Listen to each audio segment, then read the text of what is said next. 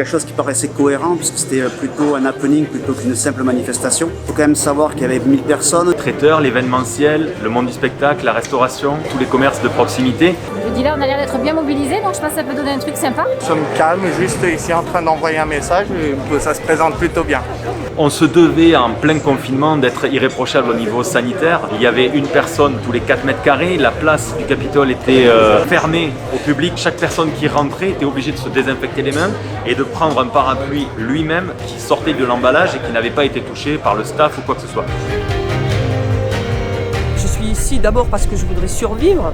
Je tiens absolument à survivre, mon travail est essentiel, le cœur des villes est essentiel. Je suis étudiant, je suis venu ici pour soutenir tous les commerçants et tous les artisans. Je suis là aujourd'hui pour soutenir la profession et faire en sorte qu'on fasse travailler les petits commerces plutôt que les grandes surfaces.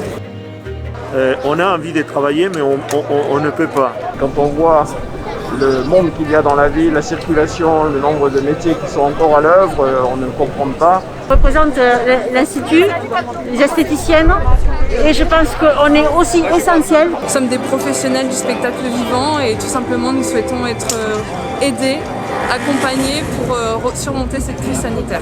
Il est possible de rouvrir nos commerces, que ce soit les bars, les restaurants, toutes les autres activités, en tout cas en respectant le protocole qu'on avait mis en place durant le premier confinement. J'essaye de faire du mieux que je peux. J'ai mis mes employés en chômage partiel.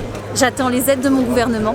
Si l'État nous ordonne de fermer, il est donc logique, compréhensible qu'ils viennent compenser les pertes à hauteur de ces charges, tout simplement. Nous comprenons tous que c'est une situation compliquée pour tout le monde. Nous demandons tout simplement à être considérés, être reconnus, certes comme non essentiels, mais en tout cas comme des êtres humains à part entière qui exerçons notre passion et un métier. Pour l'association, je trouve que c'est une très bonne chose de pouvoir s'exprimer et de se sentir entendu.